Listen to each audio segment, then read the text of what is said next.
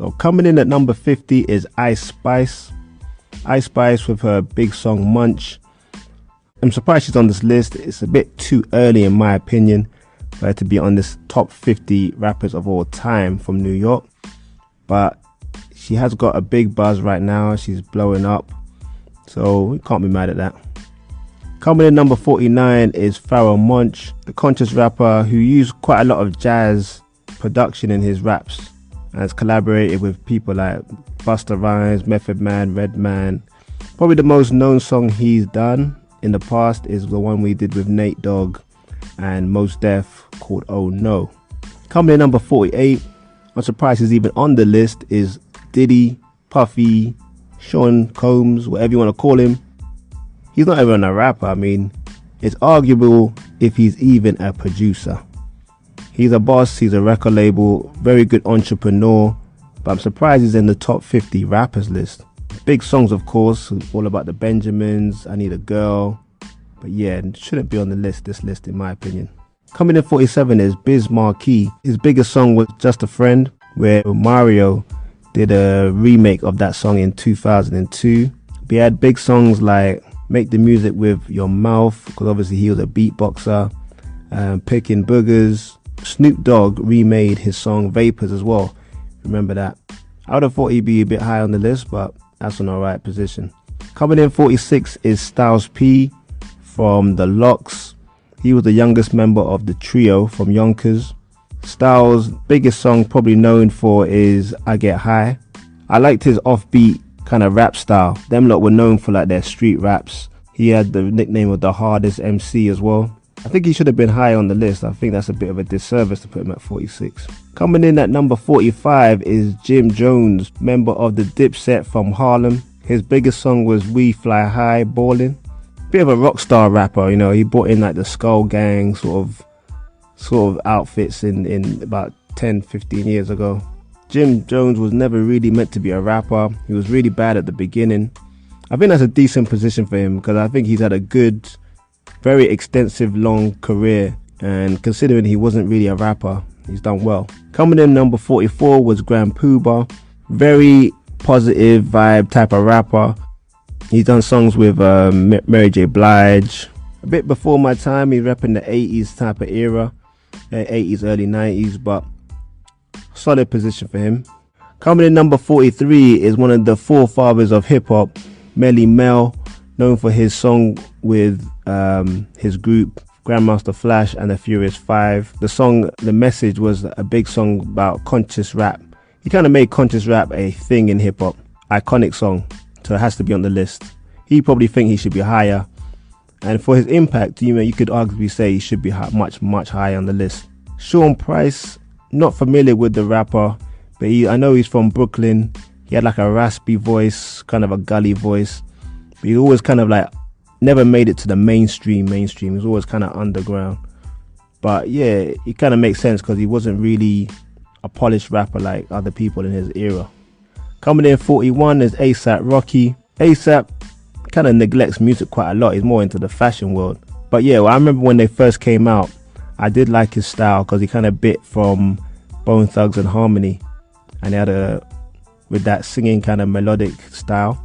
It almost sounded like it was brand new because it hadn't been done for a while. But I like how he raps. I think that's a solid position for him. I liked his first album though. It was really good, the Long Live A$AP. And then he was quite good with the mixtapes as well. I liked his mixtapes as well. Coming in number 40 is Kool Moe Dee, known for his dark shades and his epic beef with LL Cool J. One of the most popular and most famous hip-hop beefs actually back in the day. He started in the late 70s with the Treacherous 3, but he was a cool rapper. Coming in number 39 is Nor, as known as Noreaga from Queens. He was in the group CNN with his partner in crime, Capone. Noreaga was Nor, he kind of broke through in the mid-90s with the LA song, which was a response to the Dog Pound's New York. So they were kind of involved in the whole West Coast, East Coast beef as well.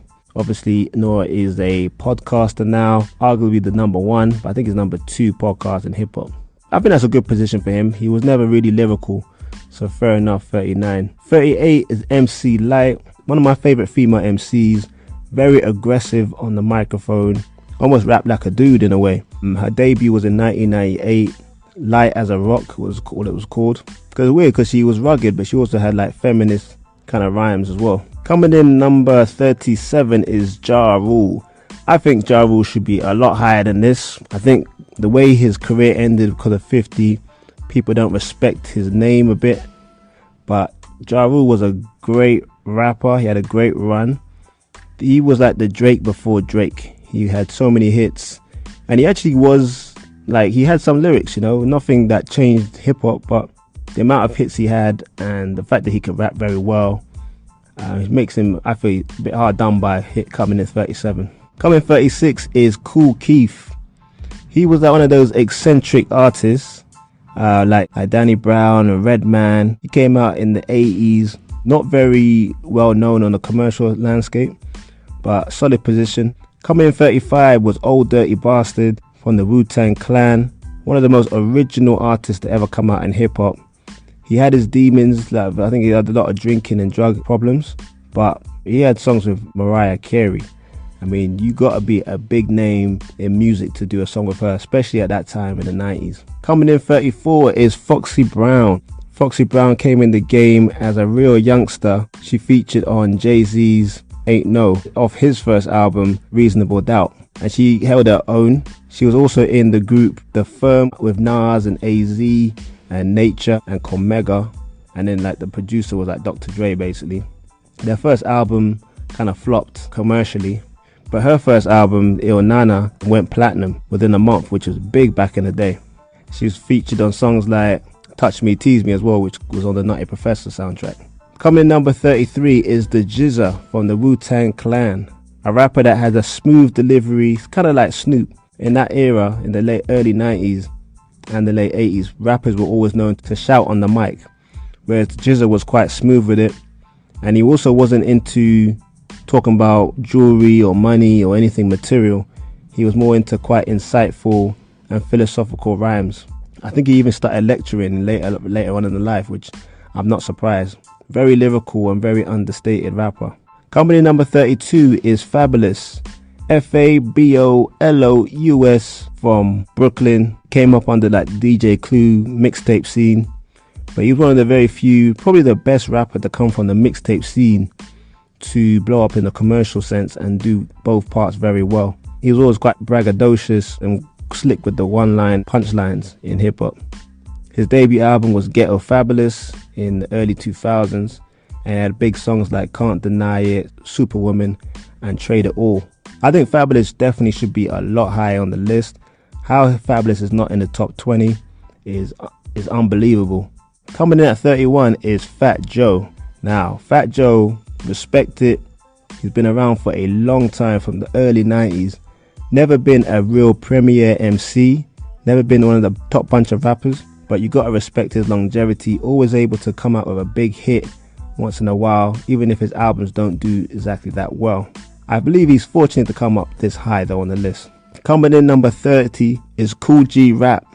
One of the biggest compliments Kool G Rap can say that he's had is Jay-Z mentioning him on this song where he goes, "Yeah, hearing me rap is like hearing G rap in his prime." And that was on Jay-Z's song Encore on the Black Album. But G Rap, yeah, a lot of rappers from today and yesteryear have shouted him out as a big influence. Obviously Jay-Z, Nas as well, who's also from Queens, same as G Rap. But he had a real gangster type of New York style of rap. He also had a real complex flow and style of rap, a really cool tonality.